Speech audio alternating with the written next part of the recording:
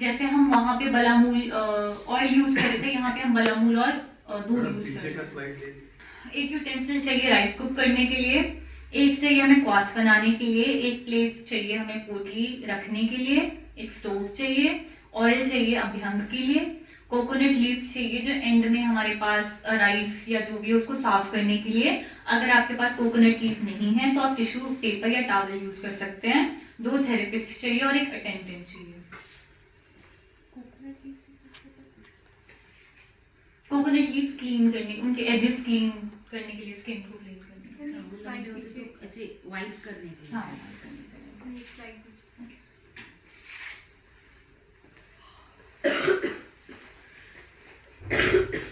तो हम इसमें 750 ग्राम लेते हैं बलामूल, मूल ड्राई वाला। पहले सिर्फ रॉ हर्ब लेंगे, बलामूल लेंगे, ठीक है। उसमें हम लेंगे 12 लीटर पानी, 12 लीटर पानी। इस तरह से हमारा क्वाथ बनाने का प्रोसीजर रहता है। इंटू 4 जितना हमने लिया उसका चौगुना या 8 इंटू 4 या इंटू 8 टाइम्स देते हैं, अलग अलग अचारों के अकॉर्डिंग। आगे चलो, ठीक है। उसको हम कितना रिड्यूस करेंगे, 3 लीटर लाके। तो हमारे पास बलामूल का जो काढ़ा है अब वो 3 लीटर, 1/4 3 लीटर रह गया। 3 लीटर को हम 2 जगह डिवाइड करेंगे, ठीक है। एक बर्तन में हमने 1.5 यहाँ रख लिया, एक बर्तन में 1.5 यहाँ रख लिया। दूध भी इसी तरह 3 लीटर लेंगे, 1.5 यहाँ रख लिया, 1.5 यहाँ रख लिया। अब जो यहाँ बलामूल का क्वाथ और दूध है उसको अलग करके साइड पे रख देंगे। वो हम कब यूज करेंगे, पोटली को हीट करने के लिए, पोटली को गर्म करने के लिए प्रोसीजर के दौरान, ठीक है। उसको हमने साइड रख लिया, उसको नहीं छेड़ेंगे। जो हमारे पास यहाँ पे बलामूल का क्वाथ 1.5 और 1.5 मिल्क है, उसमें हम डालेंगे 500 ग्राम चावल और उसको तब तक बॉईल करेंगे जब तक हमारे पास सेमी सॉलिड जैसा मिक्सचर नहीं आ जाता। तो दोनों दूध और क्वाथ में ही पकाने हैं? हाँ जी, में ही पकाने हैं। उसके अलावा भी थोड़ा पानी डलेगा, उसके अलावा भी पानी डलेगा। और जो इधर रखा है बलामूल क्वाथ वो हीटिंग के लिए यूज करेंगे हम सिर्फ। और आपको कितनी कंसिस्टेंसी चाहिए वो वहां पे आपको दिखा देंगे। अगर आप साठी चावल देखना चाहते हैं वो भी आपको दिखा देंगे। किसी को इसमें कुछ कंफ्यूजन या समझ ना आया हो? समझ नहीं आया कि करना थोड़ा सा प्रैक्टिकली हम लोग के लिए डिफिकल्ट होगा। वो रहता है, अच्छा इंफ्रास्ट्रक्चर बनाना पड़ेगा तभी प्रॉफिट आएगा। जैसे हमने 750 ग्राम रॉ ड्रग लिया, सिर्फ रॉ ड्रग मतलब जो बलामूल की जड़ है वो ली, ठीक है। उसमें 12 ग्राम हमने 12 लीटर डाला पानी, ठीक है। मैम ये जो हम लोग को प्रैक्टिस होगा तो उस टाइम का ये दिखाएगा कैसे कैसे बनेगा? ये बनने में 4 से 5 घंटे लगते हैं। अच्छा। तो ये हमने ऑलरेडी प्रिपेयर करके रखा हुआ है। तो वीडियो है? हाँ जी, सर कुछ वीडियो वगैरह? वीडियो तो नहीं है इसका, वीडियो तो नहीं होगा, पर हम रेगुलर में ये प्रोसीजर करते हैं। तो फिर एक कभी वीडियो हमारे लिए बना के भेज दीजिए। हाँ, क्या है वो एनएससी हमने आप जो नेट यूट्यूब में चैनल है तो उसमें अगर नेट वीडियो में डालना डाल है देंगे तो हम लोग ग्रुप में। कोई बात नहीं, अगर वीडियो हमारे पास प्रोवाइडेड हुई तो हम भेज देंगे। एक बार अभी अभी मैं एक बार समझा देती हूँ। 750 ग्राम हमने बलामूल की जड़ ली, ठीक है। उसमें डाला 12 लीटर पानी, ठीक है।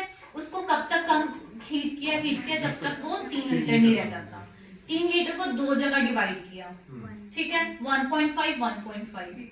फिर हमने लिया 3 लीटर ही दूध, उसको भी डिवाइड किया 1.5 और 1.5।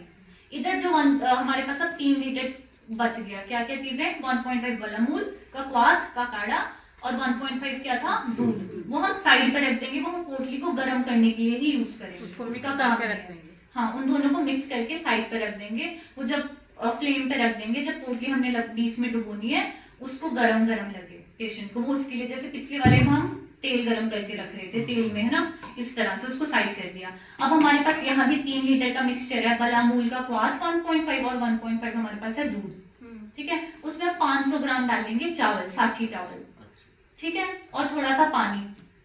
वो जब तक गरम करेंगे तब तक उसको काढ़ते रहेंगे जब तक कि वो सेमी सॉलिड मिक्सचर नहीं बन जाता। पानी ऑलमोस्ट सूख नहीं जाता, सारा नहीं सुखाएंगे, खीर की तरह, खीर जैसे बन जाएगा, खीर जैसा, हाँ, गाढ़ी खीर की तरह। गाढ़ी कितना, 1 गिलास पानी, 1 गिलास इनफ है। सुबह का भी खा भी सकते हो।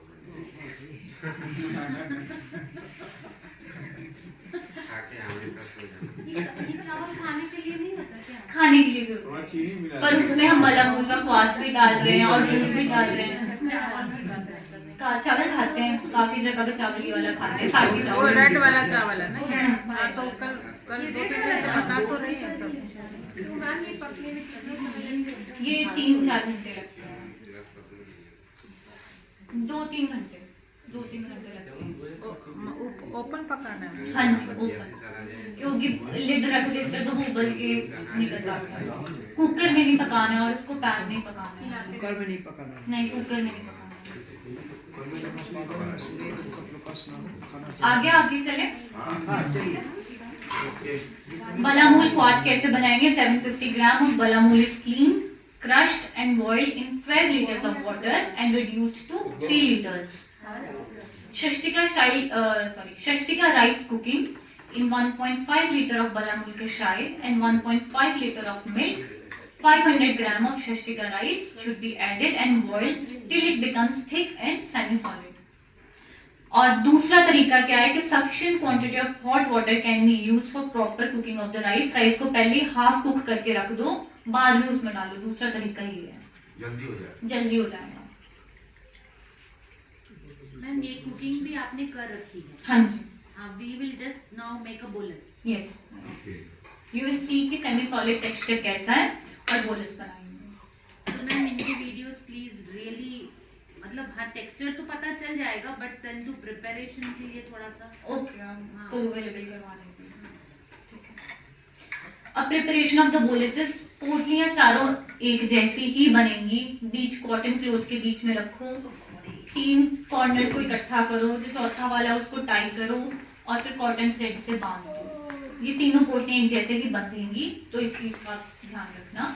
The cooked rice should be divided into 4 equal parts and put into 4 pieces of cotton cloth. जैसे कि ऊपर देख रहे हो, 4 कॉटन क्लोथ लिए, चारों के बीच में रख दिया, पोटलियां बना दी। 3 corners should be folded neatly so as to come under the 4th corner and 4th fold is used to cover the 3 corners.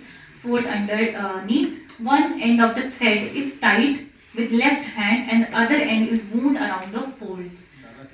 In short, the boluses should be tied in such a way that the mouth of the sack leaves a tuft at the top of the bundle for holding it with ease. Pre-operative procedure. Procedure के पहले क्या क्या चीजें करनी है? Patient should be seated with leg extended over the massage table. Abhyanga massage should be performed with prescribed oil for about 10 minutes. इस procedure के पहले भी हमें अभ्यंग करवाना है 5 से 10 मिनट तक। तेल से? तेल से, तिल का तेल? तेल का तेल या कोई भी मेडिकेटेड ऑयल, पर तेल का तेल से करवाना है। आउट ऑफ 4 पोटलीज, 4 पोटलियां अगर हमने बनाई हैं, 2 पोटली को हम किस में रखेंगे? जो हमने इधर वाली साइड बालामूल का मिक्सचर रखा था और दूध का मिक्सचर रखा था। 2 are kept in the mixture of बालामूल decoction and milk which was already kept for this purpose, which should be put on the stove at a moderate heat. उसको स्टोव पे रख देना है moderate heat पे कि वो गर्म रहे। अब 2 warm poटlies should be gently applied in a synchronized manner by the 2 therapists on 2 sides of the massage table. It is followed by a gentle massage with the other hand. They should ensure the heat of the boluses is bearable to the patient by tapping them over the dorsum of their hand. पत्र पोटली वाला हम कैसे कर रहे थे? पहले tap tap tap tap 10 से 15 सेकंड के लिए, फिर जेंटली। इसमें हमने टैप नहीं करना, इसमें हमने सीधा, पहले तो सबसे पहले चेक करना अपने हाथ पे टेम्परेचर ठीक है, उसके बाद सीधा पेशेंट की बॉडी जिसमें हमने अभ्यंग किया 5 से 10 मिनट तक, उस पर जेंटली अप्लाई करना है। बहुत ज्यादा प्रेशर नहीं देंगे क्योंकि हमारे पास एट्रोफिड, मतलब जिनकी मसल का मास कम हो गया होता है, वो पेशेंट्स आते हैं जो थोड़े वीक होते हैं, तो हमने उतना ही प्रेशर अप्लाई करना है। एक हाथ से हम पोटली करें, दूसरे हाथ से हम ऐसे जेंटल मसाज करते जाते हैं। एक हाथ से हम ऐसे लेके आते हैं, दूसरे से ऐसे लेके आते हैं। इस तरह से ये वाली पोटली चलती है। ऊपर से नीचे क्यों नहीं? हाँ जी, ऊपर से नीचे सर्कुलर में भी चल जाती है, पर एक हाथ हम जिस तरह लेके आएंगे, दूसरा वाला बस ऐसे पीछे से रब करते हैं। के तरह ही होगा। हाँ जी, अभी हम हाँ जी हल्का हाथ। द टेम्परेचर ऑफ द, वही इसमें सब वही सेम चीजों का ध्यान रखना है कि एक सिंक में चलें, जो दोनों 2 साइड अगर कर रहे हैं तो 2 एक सिंक में चले और इक्वल प्रेशर हो, इक्वल टेम्परेचर हो। तो the temperature of the boluses should be maintained throughout the procedure by continuous relay of the 4 boluses after reheating by dipping mixture in decoction mixture. The process should be continued until the contents of the boluses are exhausted. इस तरह से जैसे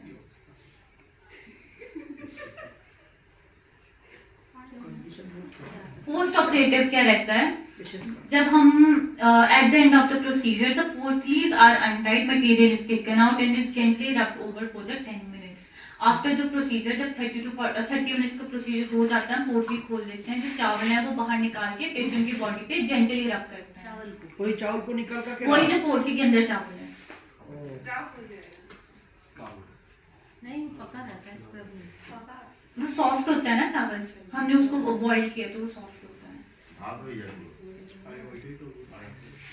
Medicine remained over the body should be wiped with coconut leaf, dry with tissue paper or soft towel.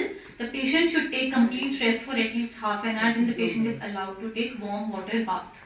करीब आधे घंटे तक। इसमें सबसे ज्यादा ठंड लगने का डर होता है। ये हम कभी भी इवनिंग के टाइम या अर्ली मॉर्निंग नहीं करवाते हैं, क्योंकि इसमें बॉडी अकड़ने का डर होता है। जब गर्माहट के बाद एकदम ठंड में जाती है तो अकड़ जाती है, तो इस चीज का ध्यान रखना है।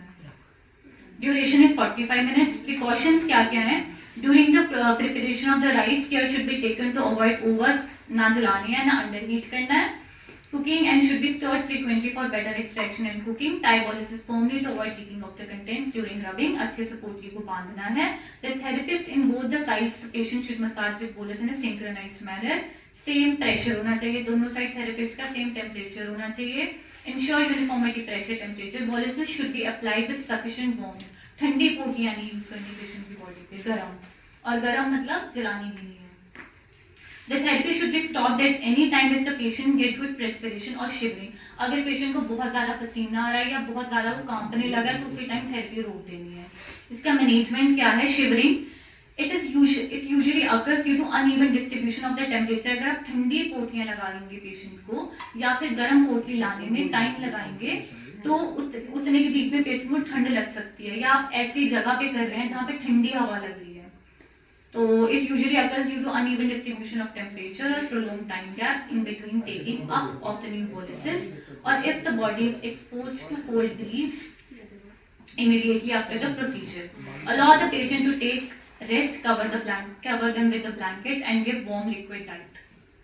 Fainting, अगर patient faint हो जाता है, faint क्यों होता है? उसका लेस थ्रेश होल्ड है, या हम ज्यादा गर्म पोटली यूज कर रहे हैं या बहुत गर्म टेम्परेचर में कर रहे हैं, due to increase body temperature और low heat threshold of the patient, sprinkle cold water over the face and body, put तलम with appropriated medical oil and churning. तलम आपका हो गया? मैम एक बार थोड़ा सा जिस्ट करके आप हिंदी में बता दीजिए। मैम इस चीज का तलम नहीं समझा।